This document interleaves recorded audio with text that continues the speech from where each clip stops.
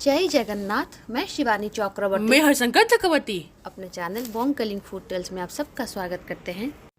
इस वीडियो को देखकर कोई ये ना समझे कि कोई पॉलिटिकल वीडियो है, क्योंकि हम अपने चैनल पर कोई भी पॉलिटिकल कंटेंट शेयर नहीं करते, क्योंकि ये जगन्नाथ जी से संबंधित खबर है। और जो लोग जगन्नाथ तत्व को मानते हैं, जगन्नाथ जी को मानते हैं, उन्हें अपने जीवन में क्या नहीं करना चाहिए अगर वो जगन्नाथ जी को मानते हैं, ये इन दोनों लोगों को देख के पता चलता है। क्योंकि ये राजनीति से हैं, इसलिए शायद लगता हो कि पॉलिटिकल कंटेंट है, लेकिन ये पॉलिटिकल कंटेंट नहीं है। ये वीडियो में हम सिर्फ इन दोनों के द्वारा जगन्नाथ जी को लेकर की गई कुछ गलतियां बताएंगे, जो शायद ना करते तो शायद आज वो सत्ता में होते। सबसे पहले बात करते हैं उड़ीसा के भूतपूर्व मुख्यमंत्री श्री नवीन पटनायक जी के बारे में। अनडाउटेडली नवीन पटनायक जी उड़ीसा की राजनीति में एक चमकता सितारा है। दल मत निर्विशेष में हर कोई उन्हें पसंद करता है, हर कोई उन्हें सम्मान देता है। और जो भी लोग जीतते हैं यहाँ पर बीजेडी में, तो वो नवीन पटनायक जी के नाम से ही जीतते हैं। और नवीन पटनायक जी को जगन्नाथ जी के बहुत बड़े भक्त के रूप में जाने जाते हैं। वो जगन्नाथ जी से बहुत प्रेम करते हैं और उन्होंने हमेशा ये चाहा है कि जगन्नाथ जी के लिए वो कुछ अच्छा करें। और शायद यही वजह थी कि जगन्नाथ जी के आशीर्वाद से उन्होंने इतने साल यहाँ पर शासन किया और उनके शासनकाल में उड़ीसा में बहुत उन्नति हुई है, बहुत ज़्यादा उन्नति हुई है। कोई इसको डिनाई नहीं कर सकता। भले ही उनके ग्रास रूट लेवल के जो कैडर हैं, उनका व्यवहार लोगों के प्रति अच्छा ना हो, 5 साल 10 साल पहले भी उनका व्यवहार ऐसा था, लेकिन नवीन पटनायक जी के चेहरे पर सब कुछ चल जाता था और लगता था कि भगवान जी का आशीर्वाद उनके ऊपर है और वो और 10-15 साल तो आराम से सरकार चलाएंगे। और फिर आया जगन्नाथ जी का परिक्रमा प्रकल्प परिकल्पना। और ये परिकल्पना ऐसा था कि जगन्नाथ मंदिर के चारों ओर जो भी है उसको और ज़्यादा सुंदर किया जाए, ताकि विश्व परिपटल में जगन्नाथ धाम का एक अलग सा चेहरा निखर के सामने आए। उसको सुंदर बनाना चाहते थे और उन्होंने सुंदर बनाया भी है। जो लोग अभी पूरी आते हैं और जो पहले आते थे, फर्क उन्हें साफ साफ नज़र आएगा। और बड़े चाव से उसका उद्घाटन भी नवीन पटनायक सर ने किया था। लेकिन परिक्रमा प्रकल्प की आरंभ से लेकर और उसके परिसमाप्ति के अंदर कुछ ऐसे काम हुए जो बार बार उन्हें मना किया गया था करने के लिए। और इसके लिए नवीन पटनायक सर जितने जिम्मेदार नहीं है, उससे ज़्यादा जिम्मेदार है उनके साइड में ये खड़ा हुआ व्यक्ति, जिसका नाम है बीके पांडियन। ये उड़ीसा का एक्स ब्यूरोक्रेट है और ऐसा माना जाता है कि नवीन पटनायक जी का दत्तक पुत्र है। नवीन पटनायक जी के बाद यही मुख्यमंत्री बनना चाहता था, या फिर नवीन पटनायक भी चाहते थे। इसने अपनी मन मर्जी चलाई जगन्नाथ मंदिर को लेकर और उसका जो खामियाजा है नवीन पटनायक सर को भुगतना पड़ा। सबसे पहला जो गलत काम हुआ वो जब परिक्रमा प्रकल्प बना, शुरुआती दिन में जितने भी मठ मंदिर, पुराने मठ मंदिर, तकरीबन 800-900 हज़ार साल के मठ मंदिर वहाँ पर थे, जगन्नाथ मंदिर से पहले भी कुछ मठ वहाँ पर थे, उनको सबको तोड़ दिया गया। और उनमें से ज़्यादा मंदिर जगन्नाथ मंदिर के नीति कांति के साथ संश्लिष्ट थे। और उस पुराने मठ मंदिर के जो मूर्तियां थी लगी हुई थी बहुत पुरानी, जिनको सुरक्षित रखना चाहिए था, वो सरकार की जिम्मेदारी थी, उन्होंने बिल्कुल उसको दरकिनार कर दिया, उसको अनदेखा कर दिया। मंदिर के पुजारियों ने भी कहा उसको सुरक्षित रखिए।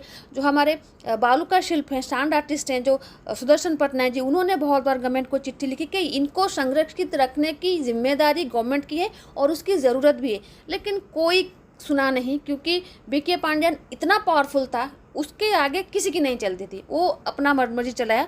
और उसके बाद जो उसने सबसे बड़ा गलत कदम उठाया वो था जगन्नाथ जी को लेकर द्वार द्वार में भीख मंगवाना। सबने मना किया, वो जगत के ठाकुर हैं, वो जगत के नाथ हैं, उनके पास कोई भी चीज़ की अभाव नहीं है। आप उन्हें रथ में बिठाकर हर किसी के द्वार में लेके जा रहे हैं और कह रहे हैं कि घर से चावल ला के दो और वो चावल मंदिर में जगन्नाथ जी को प्रसाद लगेगा। जबकि मंदिर के ज़्यादातर सेवायतों ने उसका विरोध किया था, क्योंकि जगन्नाथ जी के सत्वलिपि के अनुसार जगन्नाथ जी का जो प्रसाद है वो स्वतंत्र होता है। बाहर का कोई भी दान किया गया चावल या फिर कोई भी चीज़ जगन्नाथ जी के पास भोग में नहीं लगता। लेकिन इस बीके पांडियन की जिद की वजह से जगन्नाथ जी के जो अर्पण रथ के नाम पर हर गांव में, उड़ीसा में हर गांव में उसको घुमाया गया। बहुत सारे लोगों ने चावल नहीं दिए क्योंकि उनको पता है जगन्नाथ जी के पास ये नहीं जाएगा। हमारे घर में भी गया था, हम भी नहीं दिए थे क्योंकि हमें पता है ये जगन्नाथ जी के नीति के खिलाफ है। हमने सिर्फ प्रणाम किया था, लेकिन चावल वगैरह कुछ दिया नहीं था। लेकिन बहुत सारे लोगों ने अरवा चावल के साथ साथ जो पारबॉल राइस होता है ना, उसना चावल जो होता है उसको दे दिया। तो अरवा चावल उसना चावल मिक्स हो गया। तो बहुत सारे भक्तों ने श्रद्धा से दान किया है क्योंकि उनके घर में जगन्नाथ जी आए हैं चावल मांगने के लिए, जो कि सुनने में भी कान को बड़ा खराब लग रहा है। बहुत सारे लोगों ने उसका विरोध किया था क्योंकि लोग भक्ति में अंधे, उनके द्वार में जगन्नाथ जी आए हैं तो वो तो देंगे। तो लोगों ने दिया, जिसको अरवा देना था अरवा दिया, जिसको उसना देना था उसने उसना दिया। और इसमें सबसे भयंकर गलती ये हुई और सबसे पाप वाली चीज़ ये हुई कि जो रथ लेके जाते थे ना कुछ लोग, वो उस चावल को बेचकर उसमें शराब खरीद कर पी लेते थे। बहुत जगह पर देखा गया कि जो अर्पण रथ लेके जा रहे हैं, जो मतलब शासक दल के ज़्यादातर कर्मचारी थे, तो वो शराब पी के, उस चावल बेच के शराब पी के पड़े होते हैं। तो इसका भी लोगों ने बहुत विरोध किया था और पता था कुछ ना कुछ जगन्नाथ जी करने वाले हैं, क्योंकि मंदिर की तरफ से बार बार बोला गया था, क्योंकि नवकलेवर के बाद भगवान जी का ये जो स्वरूप है ना, ये दंड देने के लिए आए हैं। जब से भगवान जी रत्न सिंहासन पर आसीन हुए हैं 2015 के बाद, वो जो भी कुछ गलत करेगा उसको सज़ा ही देंगे। तो ये डर भी नहीं था। हम यहाँ पर एक बात कह दें, ये नवीन पटनायक सर की गलती नहीं थी, क्योंकि नवीन पटनायक सर ने बीके पांडियन पर बहुत ज़्यादा भरोसा कर लिया था और उसका फ़ायदा उसने ऐसा उठाया कि बिल्कुल मंदिर उसके कब्जे में था। बीके पांडियन जो कहेगा वही होगा। और उसके बाद जब परिक्रमा प्रकल्प का उद्घाटन हो गया, उसके बाद जो कलेक्ट किए हुए चावल थे, मंदिर को फोर्स किया गया कि आपको यही चावल प्रसाद के रूप में लगाना होगा, क्योंकि लोगों ने कहा कि वो चावल का होगा क्या। लेकिन स्वर निजोग ने उसका विरोध किया था कि हम वो प्रसाद जगन्नाथ जी के पास भोग नहीं लगाएंगे, क्योंकि जगन्नाथ जी के मंदिर के नीति विरुद्ध है। लेकिन बहुत प्रेशराइज करने के बाद तो ये तय हुआ कि उस चावल की खिचड़ी बनाकर जो भक्त आएंगे उनमें बांट दिया जाएगा, लेकिन जगन्नाथ जी के पास वो भोग नहीं लगेगा। और ये जो सारे गलत काम हो रहे थे वो सब मंदिर के नीति के विरुद्ध थे। बीके पांडियन जी को ये समझाया गया था, नवीन पटनायक जी को ये समझाया गया था, लेकिन बीके पांडियन जो बोलते थे शायद नवीन पटनायक जी वो समझ लेते थे, क्योंकि नवीन पटनायक जी को ये माना जाता है कि जगन्नाथ जी से बहुत प्रेम करते हैं, बहुत बार मंदिर जाते हैं, कुछ भी उनका काम हो जगन्नाथ जी के दर्शन किए बिना वो नहीं करते। और काफ़ी इनोसेंट मतलब इंसान है नवीन पटनायक जी। लेकिन उनकी जो ये मतलब दत्तक पुत्र हैं वीके पांडियन, उनका खामियाजा नवीन पटनायक सर को भुगतना पड़ा। जो सज़ा भगवान ने दिया वो पांडियन को भी दिया, क्योंकि पांडियन नवीन पटनायक से ज़्यादा पावरफुल हो गया था। और जगन्नाथ जी ने ऐसा सज़ा दिया कि पावर से तो गए। नवीन पटनायक जी बहुत अच्छे इंसान थे, आज भी लोग उन्हें प्यार करते हैं, लेकिन जो नफ़रत बीके पांडियन को मिला, उसने शायद इतना एक्सपेक्ट नहीं किया था कि लोग उसे इतना नफ़रत करेंगे, क्योंकि वो बहुत ही पावरफुल था। कुछ भी चीज़ हो पांडियन के बिना नहीं होता था। तो जगन्नाथ जी ने सबसे पहले उसके पर कतरे, उसका जो ओवर पावर उसको मिल गया था, वो सबसे पहले ख़त्म किया। तो ये थी नवीन पटनायक सर को जगन्नाथ जी की तरफ से मिली हुई सज़ा। नवीन पटनायक से ज़्यादा ये पांडियन को मिला हुआ सज़ा है। तो अब बात करेंगे ममता बनर्जी जी की, तो उन्हें किस बात की सज़ा मिली। और जिन्हें स्ट्रीट फाइटर और बन्ही कन्या के नाम से हम जानते हैं, ममता बनर्जी 2011 में जब वो आई थी, लोग उन्हें बहुत श्रद्धा से लाए थे, क्योंकि पहले की जो सरकार थी उससे काफ़ी त्रस्त थे। और ममता बनर्जी की जो एक प्रॉमिस थी कि वो बांग्लादेशी अनुप्रवेशकारी जो हैं उनको निकाल लेंगी, तो उस प्रॉमिस के भरोसे बहुत सारे लोगों ने उनको वोट दिया था। और आने के बाद 2-3 साल तक उन्होंने बढ़िया काम किया था। लेकिन उसके बाद जो है वो बदल गई, क्योंकि उन्हें लगा कि जो वोट बैंक की पॉलिटिक्स होते हैं ना, वोट बैंक एक सर्टन कम्युनिटी के कुछ लोग हैं जो एकजुट होकर वोट देते हैं, तो वो हिस्सा अगर उन्हें हर बार मिल जाए तो उन्हें सत्ता में निकालना बहुत मुश्किल हो जाएगा। तो उनके लिए उन्होंने मतलब एक्सट्रीम लेवल में जाकर गलत काम किया। उनको अपीस करने के लिए जो कुछ हो सकता था ममता बनर्जी ने सब कुछ किया। हिंदू धर्म को गंदा धर्म बोला, और एक सभा में उन्होंने कहा था कि वो मतलब गोमांस खाती है, और ये पूरे मीडिया में फैल गया और जगन्नाथ धाम पूरी में फैल गया। क्योंकि ममता बनर्जी जगन्नाथ जी को बहुत मानती थी, उनके फैमिली जगन्नाथ जी को बहुत मानती थी। तो जब वो उड़ीसा आते थे तो जगन्नाथ जी के दर्शन करने के लिए ज़रूर जाते थे, और जगन्नाथ मंदिर के जो पंडा लोग हैं वो भी काफ़ी सम्मान करते थे। लेकिन उसके बाद उन्होंने ये जो घटिया सा बयान दिया था कि हिंदू होकर भी वो बीफ खाती हैं सिर्फ मुसलमानों को खुश करने के लिए, तो ये बयान देने के बाद जब वो वापस से फिर पुरी आई तो मंदिर में सेवायतों का एक ग्रुप उनको सिंह द्वार के पास उन्होंने रोक लिया और मना किया कि हम आपको जगन्नाथ मंदिर में कतई प्रवेश करने नहीं देंगे क्योंकि आप गोमांस खाती हैं। अगर जो गोमांस खाता है वो मंदिर के अंदर कैसे जाएगा? उसी वजह से तो क्रिश्चियन हैं, जो मुस्लिम हैं, वो मंदिर के अंदर नहीं जाते, तो हम आपको कैसे मंदिर के अंदर जाने देंगे? तो काफ़ी बवाल वहाँ पर हुआ था क्योंकि जगन्नाथ जी के जो मुख्य बाड़ग्राही हैं वो ममता बनर्जी काफ़ी क्लोज है, तो वो ममता बनर्जी को लेके चली गई मंदिर, उनको दर्शन करवा दिया। उसके बाद ममता बनर्जी जी ने इसको अपने ईगो पे ले लिया और वहीं पर उसने कसम खाई थी कि मैं जगन्नाथ मंदिर से ज़्यादा बड़ा जगन्नाथ मंदिर बनाऊंगी और धाम बनाऊंगी और वहाँ पे जगन्नाथ जी की पूजा करूंगी और यहाँ पर किसी को आने नहीं दूंगी। मेरे पास समंदर है और मैं समंदर के किनारे जगन्नाथ का मंदिर बनाऊंगी और वापस कभी जगन्नाथ धाम नहीं आऊँगी जगन्नाथ जी के दर्शन करने के लिए। और ये जो अहंकार उन्होंने जगन्नाथ जी के सामने दिखाया था वो शायद जगन्नाथ जी को अच्छा नहीं लगा, क्योंकि प्रभु के सामने कोई अहंकार दिखाता है तो जितना बड़ा भक्त हो प्रभु उसको सज़ा ज़रूर देते हैं। तो यहाँ से जाने के बाद उन्होंने दीघा में काफ़ी सुंदर मंदिर बनवाया है और ये दीघा का जगन्नाथ मंदिर और बहुत ही सुंदर है और बहुत ही भव्य है। लेकिन यहाँ पर उन्होंने सबसे बड़ी गलती की, यहाँ पर जो जगन्नाथ जी की मूर्ति उन्होंने बनवाई वो पत्थर की बनाई, वो प्रस्तर मूर्ति है। भले ही सामने वाले जो 3 मूर्तियाँ हैं छोटे छोटे वो दारू मूर्ति हैं, लेकिन जो मुख्य मूर्ति हैं वो प्रस्तर की हैं। तो जगन्नाथ मंदिर में जो उनके चहीते सेवायत थे और ख़ासकर जगन्नाथ जी के जो बाड़ग्राही थे उन्होंने उनको काफ़ी समझाया कि आप प्रस्तर प्रतिमा ना लें और सबसे पहले उन्होंने मना किया था कि आप ऐसे अहंकार में आकर मंदिर मत बनाइए। अगर आप मंदिर बनाना चाहते हैं तो वैसे ही मंदिर बनाइए, भक्त के हिसाब से मंदिर बनाइए, लेकिन घमंड दिखाकर मंदिर मत बनाइए। और इसकी वजह से ही वो जो बाड़ग्राही थे वो उनके उस पूजा में नहीं गए थे, वो जो मंदिर प्रतिष्ठान हुआ था वहाँ पर वो नहीं गए थे।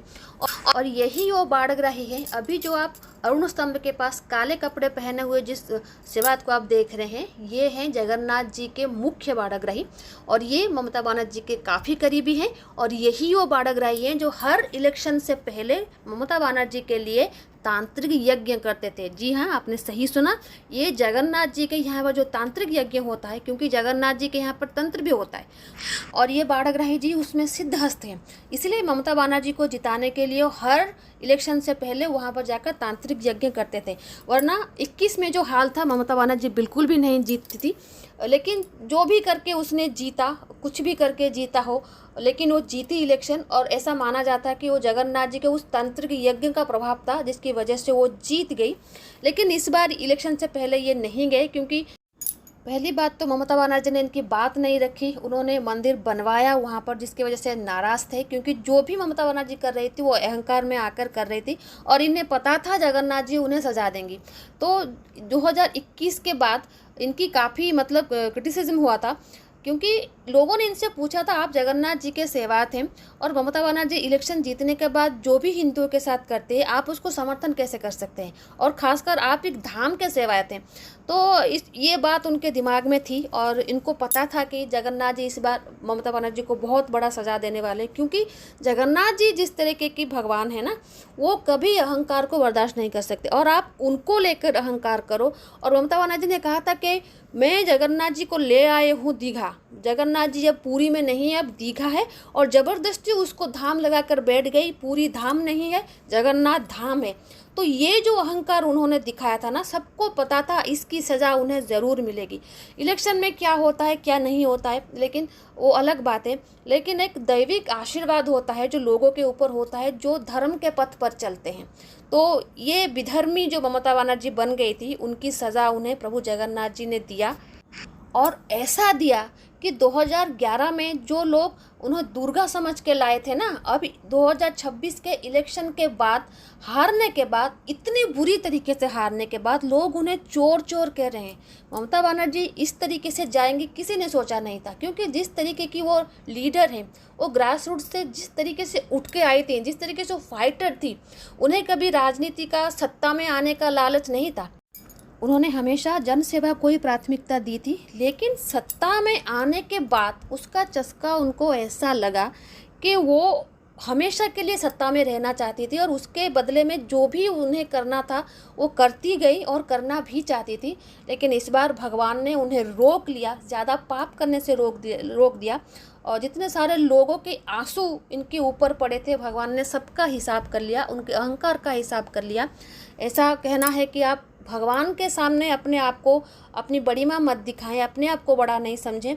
वो हैं, जब तक उनका आशीर्वाद है आपको सब मिलेगा, और जब तक आप अपना अहंकार दिखाएंगे तो आपको ऐसे ज़मीन पर आके ले पटकेंगी कि आप कभी वापस से उठ ना पाएंगी। और ममता बनर्जी का यही हाल है कि वो पहले वाला इमेज उनका कभी नहीं हो सकता। तो हमने पहले भी कहा था कि राजनीति का वीडियो नहीं था, ये था कि आप भगवान जी के साथ किस तरीके से व्यवहार करते हैं, उनके सामने अपने आप को कैसे रखते हैं। जब उनका आशीर्वाद आपके ऊपर होता है, जब सक्सेस आपको मिल जाती है, तो फिर आप क्या करते हैं। तो ये आपके और हमारे जीवन पे भी लागू होता है। हमेशा भगवान जी को ग्रांटेड हम नहीं ले सकते, क्योंकि भगवान जी हैं तो आशीर्वाद भी देंगे, तो सज़ा भी देंगे अगर हम कुछ गलत करेंगे तो आज का वीडियो हम यही समाप्त करते हैं। तो आगे हम जगन्नाथ जी के रिलेटेड और भी वीडियो लेकर आएंगे। आई होप वो आपको अच्छा लगेगा। तो आज के लिए इतना ही, रहते हैं। जय जगन्नाथ, जय माँ काली।